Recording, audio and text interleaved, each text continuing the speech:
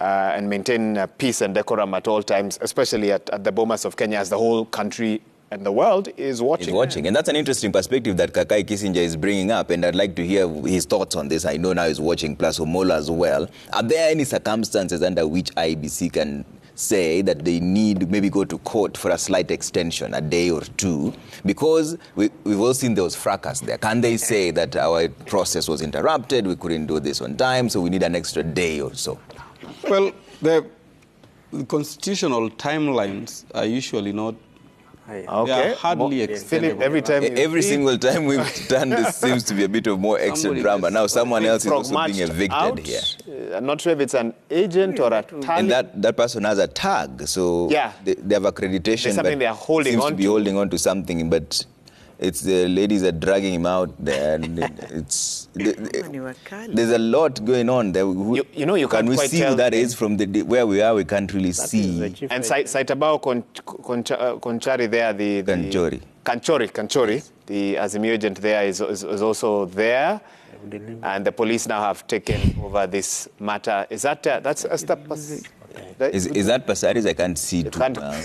I'm not sure, although I thought she's also waiting for her Nairobi. A declaration. She's not been declared. Actually, that does look like her. Yes. And the anti-riot police. And this is also something that Jakaya Kikwete mentioned, the conduct of the police officers. Veronica Maina, I think also the UDA agent, Kenya Kwanza, has also now made her way here to understand more about what's happening, and the police having to get in the middle of this whole group and tell them, stop, let's sort this in a civil manner. Yeah. Let's. Are we able to listen in to some of this and hear what the conversation is about in between there? We don't have sound, Trevor, but as soon as we have access to some sound from this, the floor of this auditorium, we will convey it for our viewers. It seems like some sort of a commotion, just sparks, and as soon as the authorities or the security forces there get in and defuse the situation, then hopefully this can be handled offline. And we're seeing this more and more as the evening continues. Exactly, and the time keeps going. I'm seeing some tweets here, Trevor and Wahiga, from people who are concerned about the IEBC's level of public engagement, saying that by now we should know from them what is happening, why this state of affairs at the National Tallying Center, especially after telling us that this area was out of bounds for most people. So how are these people even making their way into that central part of the auditorium? Yeah. A lot of reactions we're getting on our social media platforms about what exactly is playing itself out. Yeah, and Wakili, you're finishing your thoughts on this. You're saying there's no way they can adjust. Well, you see, there are a constitutional time limit. Like, for instance, if there is a presidential election and a petition is filed, the Constitution gives the court, the Supreme Court, 14 days. They must deliver a verdict within 14 days. If they go beyond 14 days, that verdict is invalid. A declaration on who becomes the president done beyond 7 days will itself, that declaration will be challenged in court, and its validity will be subject to the pronouncement of courts. So IBC, all these things were factored in by the framers of our constitution. They knew people would fight like this. Kenya is not the first experiment with democracy. It's been more than 250 years since the US had their first constitution, and there's been... So we knew that democracy is messy. People will do what they're doing here. But despite that, within 7 days, you must tell us who is the president, unless circumstances beyond, and these are not circumstances that are not beyond anything. So IEBC must give us a verdict within that time. What I would want to say about what's happening on the floor of this place. See, if you look at football matches, when people begin to fight is usually when the umpire, the referee, fails to act. Somebody plays badly, maybe Manchester plays badly, and Arsenal fans don't take it kindly. And they appeal to the referee who does not do anything. On the other side, Arsenal fans, footballers play badly against Manchester, and it continues like that until all the players lose faith in the referee. Then they collapse into solving their problems their own way. So people will resort to violence, as you're seeing on the floor here, when both sides think that the referee, which is IEBC in this case, is not playing its role. Yeah. So if IEBC played its role in a transparent way, we would not be seeing this kind of things. I can see there the police are watching as people are being frog-marched by civilians, you know. So I don't know whether this has reduced to mob justice, but the primary responsibility for peace in this hall lies with the IEBC. They must do all the processes there in a manner that satisfies the major contenders there.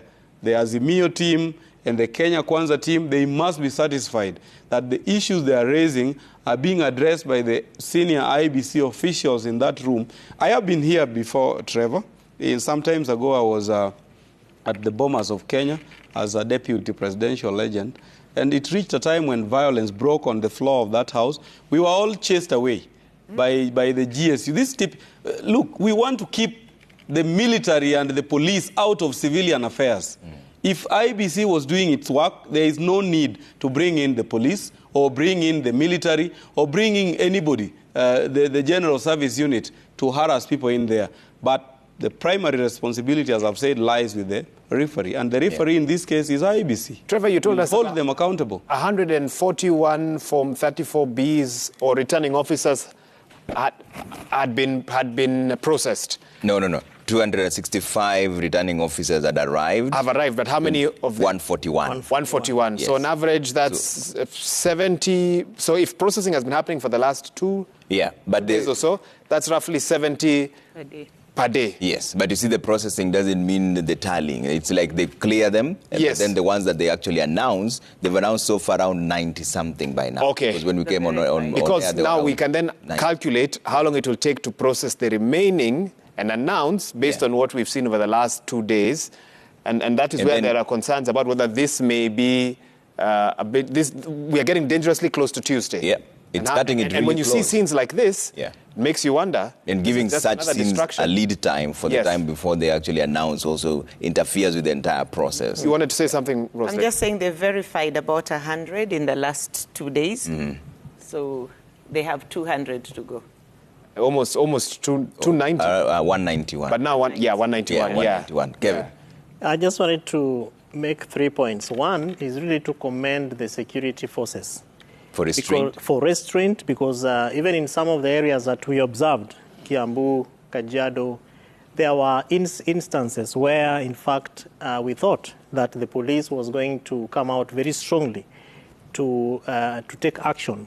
But we saw them restraining and allowing mediation, dialogue, and conversations to take center stage. And this is probably part of the one of those particular incidences where we see the police restraining and allowing civilians to be able to engage on their issues. But then the second thing, Trevor, is the place of public engagement. It is quite unfortunate that up to now, the IEBC has not come up to pick the microphone and let Kenyans know what exactly is happening. Because we are speculating, Lillian. We're just imagining that somebody has walked in with papers, and I wonder how easy it will be even to use those papers coming from outside to be able to alter, especially given the degree of security, the degree of verification, the fact that these forms are already sent online. So even if you walk in with something, what value does it carry?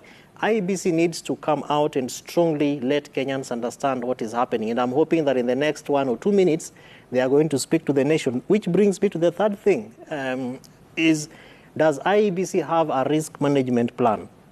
In the event that things blow off like this, what do? Was it foreseen to the degree that how many people are you allowing into Bomas? In the event that it is 1,000 and you have 1,500, what do? We are seeing anti-riot officers coming in as a fallback plan, but if you go around Bomas, you don't see them.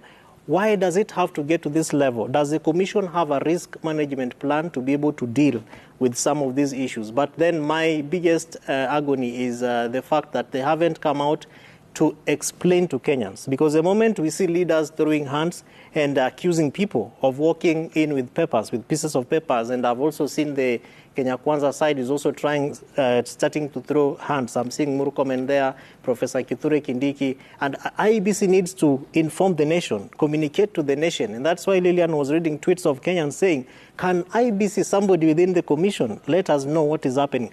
IEBC has not done very well for the election 2022 to communicate to the public, right from voter education